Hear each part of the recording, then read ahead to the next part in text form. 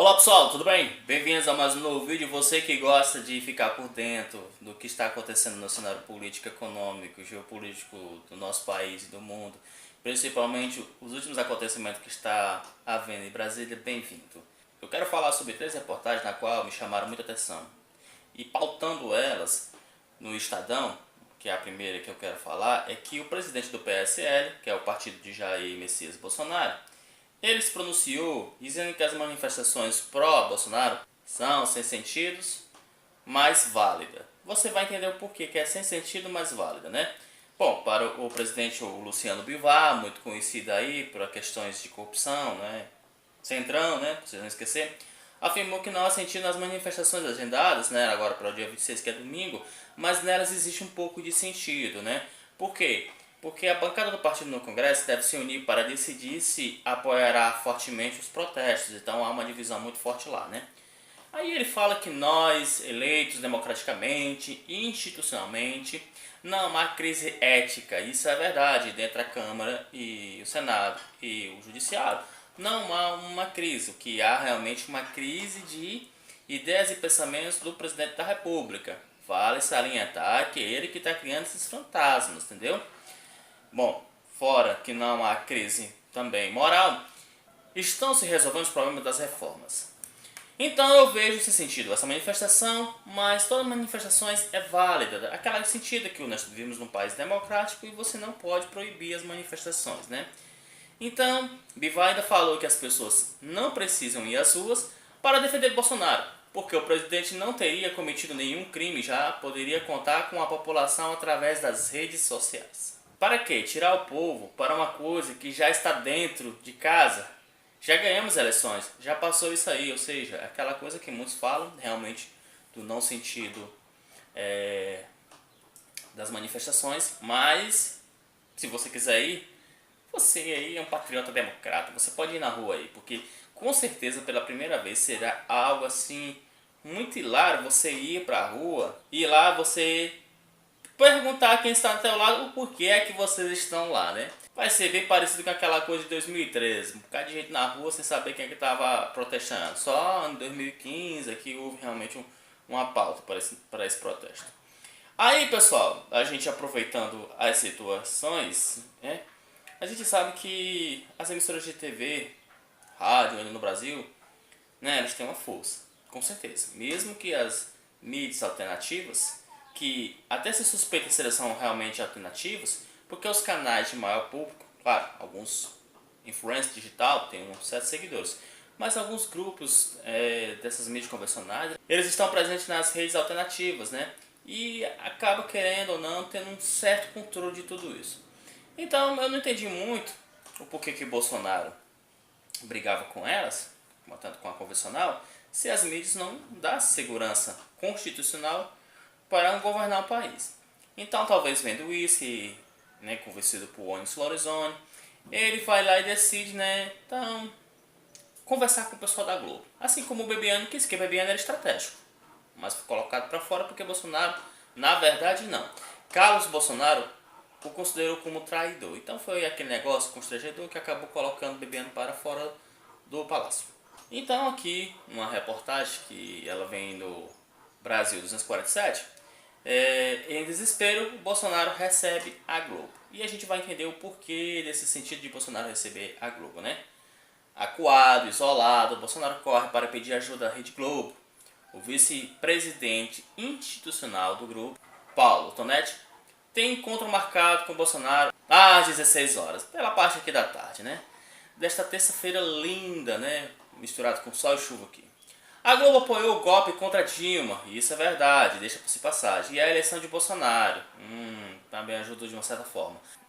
Mas rompeu com o governo nas últimas semanas. A articulação semelhante levou à queda de Gustavo Bibiano na Secretaria-Geral da Presidência em fevereiro. Aí a crise começou lá, né? O que eu acho desse cara da Globo dentro do Palácio do Planalto? Eu não quero ele aí dentro, disse Bolsonaro Bebiano na época. Porque ele disse que era traidor, né, pro pessoal lá. Só que, na verdade, o Gustavo Bebiano estava buscando ter uma harmonia, né, um diálogo, uma certa proteção, né, com as mídias. Claro, Se você juntar SBT, Record e Bandeirante, talvez você consiga atingir um certo nicho, um certo telespectador que não adere muito à Globo. Mas a Globo tem um poder muito forte no Brasil. Então, a estratégia de Bebiano seria também ter uma coparticipação com a Globo. Porque aí eu conseguiria acalmar até aqueles eleitores que não votaram em mim. Claro, todo mundo tá puto com a Globo, né? Todo mundo aqui é contra a Globo. Todo mundo odeia a Globo. A Globo, realmente, ela tem algumas coisas tendenciosas, mas, de fato, nenhuma república, uma democracia, um presidente consegue sobreviver se ele tiver a mídia, né? A imprensa como inimiga dele e não como aliada, né? Aí o que acontece, né? O presidente não goza de boas relações com a emissora da família Marinho. Em seu primeiro trimestre do governo, Bolsonaro privilegiou o SBT e a Record com aumento de receita publicitária dos órgãos federais. Entendeu? Silvio Santos e Edir Macedo agradecem. O faturamento da emissora de Edir Macedo chegou a 10,3 milhões em 2019, pessoal. E depois vocês perguntam por que está faltando dinheiro para a educação. E o SBT levou outra parcela lá de 7,3 milhões. E a Globo, igual com 7,7, ainda conseguiu um pouquinho mais, né? Do que o SBT, né? E isso tudo milhões. Rapaz, imagina, isso aqui não dava pra educação, né? Pois é, né? Algo inédito nas relações do grupo com o governo federal. Por quê? Porque é inédito? Porque pela primeira vez a Record, ao lado do seu Edir Macedo, saiu lucrando em relação à Globo. E aí vocês acham que essas emissoras estão pouco preocupadas aí com o bem-estar do país, né? Seus donos, cada um mais rico. E eu digo isso que é o grupo Marinho, né? Do Roberto Marinho, como o Silvio Santos. Silvio Santos, meu amigo, pessoal, puxa a história do homem. O homem foi camelô. O homem sabe ganhar dinheiro, o homem é doido por dinheiro e guarda dinheiro. E o Edir Macedo, hein? Esse aqui dispensa comentários mesmo, né? Então, uma outra reportagem também do Estadão, que me chamou muita atenção, que eu quero dar os parabéns a Bolsonaro. Pela primeira vez, Bolsonaro está conseguindo unir a direita e a esquerda. Por quê? Porque opositores se juntam em ação contra Bolsonaro. Representante de 10 partidos, pessoal. E não é pouco não, são 10 partidos. Dentre eles estão o PSDB, o PDT de Ciro, o PT de Lula, né? O PSDB lá de Fernando Henrique. E Cidadania, que eu também não sei nem quem é o presidente danado. Se reuniram na noite desta segunda-feira em São Paulo para organizar o lançamento do movimento. Olha o nome do movimento: Direito Já Fórum pela Democracia. O objetivo é formatar um grupo suprapartidário de oposição ao governo Jair Bolsonaro. Inicialmente, acontece há poucos dias de manifestações pró-governo, né? Marcada para o próximo domingo, num encontro em que a oposição organizada dos partidos de esquerda e de centro-esquerda ainda é tímida no Congresso. O encontro foi organizado pelo escritor Fernando Guimarães, do PSDB, e pelo advogado Marco Aurélio Carvalho, do PT. O movimento começou com um grupo de WhatsApp que ultrapassou 200 integrantes. Ixi, muita coisa, viu, pessoal? Vamos lá, dando continuidade. E esses 200 integrantes foram de vários partidos, não foram só de um só partido, né? Aí, segundo eles, a ideia agora é lançar um manifesto e organizar um ato no Tuca, o teatro mantido pela PUC em São Paulo. Ainda não existe uma data fechada para isso, ou seja, só essa galera aqui já embaçava a votação da reforma da Previdência, não é? Então, aí dando continuidade.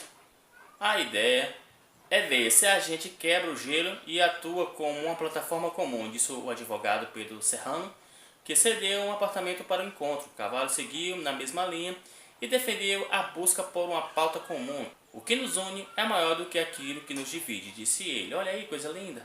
Eu quero entender esse direto já deles aqui. Entre cerca de 40 convidados estavam os políticos como o ex-ministro Aloysio Mercadante, o ex-prefeito Fernando Haddad, o vereador Eduardo Suplicy, eu gosto dessa figura, e todos do PT. O ex-ministro da Justiça, José Gregori, o ex-senador José Aníbal e o vereador tucano Daniel Anneberg, pelo PSDB. O candidato derrotado do PSOL à presidência, o Guilherme Boulos, o presidente do PV, José Pena, José Gustavo, ou como tinha gente, viu? O porta-voz da rede, além da liderança do BDT, Cidadania Pessoal e o PCdoB, e dirigentes da Ordem dos Advogados do Brasil, UNE, e do Movimento Negro. Ou seja, pessoal, tinha gente aí de certa importância e com calibre, né, desses movimentos que acontecem no Brasil.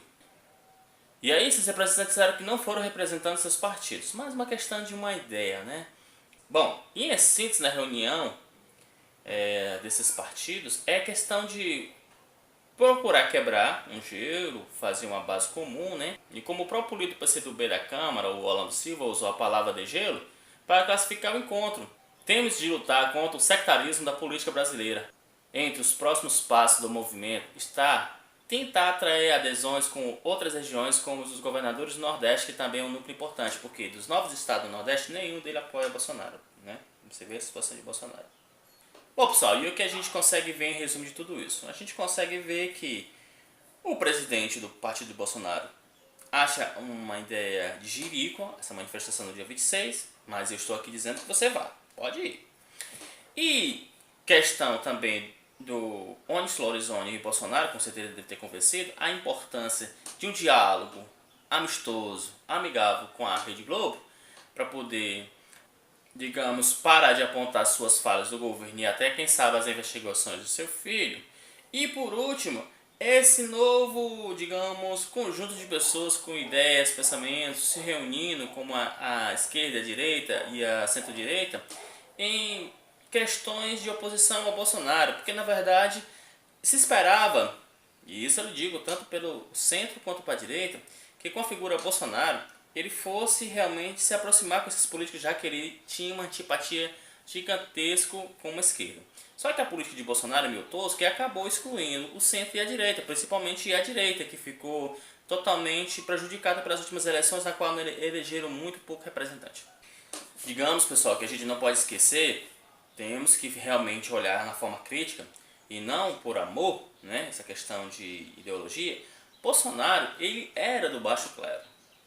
E aí, como era do baixo clero, que é um político também, diga-se passagem, corrupto, pessoal, mas não na forma de corrupto que os outros maiores se utilizavam das estatais, Bolsonaro, por ser do baixo clero, por ter uma dificuldade de não participar desses outros projetos maiores, né, desses partidos que tinham seus queridinhos e ganhava pelas empresas, empreiteiras, essas licitações, ele achou um caminho mais fácil de tirar aqueles assessores. Os assessores praticamente davam 90% do salário daquele dele, fora funcionários fantasma, entendeu?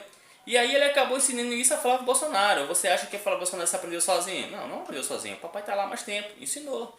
E isso Ciro Gomes falou em uma palestra que ele foi, né, falar em questões sobre problemas políticos e econômicos no país. Não adianta dizer que Bolsonaro ele é a margem da política, porque na verdade ele é uma cria da política, da velha política, dessa forma de corrupção. Não existe só uma forma de corrupção quando se tira dinheiro em estatais grandes, pessoal. Ou seja, também as pequenas formas de corrupção de gabinetes, no fato de você tirar dinheiro de assessores na qual você era para pagar e ele devolve suas contas, também é uma forma de corrupção. Pequena é, mas é. E isso já mostra o caráter da pessoa. Entendeu? Então, o que acontece? Nós estamos com esse pepino grande por causa desse presidente, que ele é um pouco perdido em questão de governar o país. Mas temos que rezar aqui, né, para poder as coisas melhorar para a gente, né? Afinal de contas, o Brasil está acima de todos com o Bolsonaro, mas graças a Deus que o Criador está acima de todos. E assim vai nos proteger das loucuras deste maluco, né? O que acontece, né? Você já sabe o que aconteceu com certos imperadores malucos em Roma, né? Até promover cavalos, né, a cargos elevados, né, e fora outros que, em tanta história, né, dessas pessoas que quando chegou ao poder acham que quer ajudar o povo, na verdade atrapalha mais do que ajuda, né. No mais, galera, eu me despeço por aqui, valeu, até a próxima.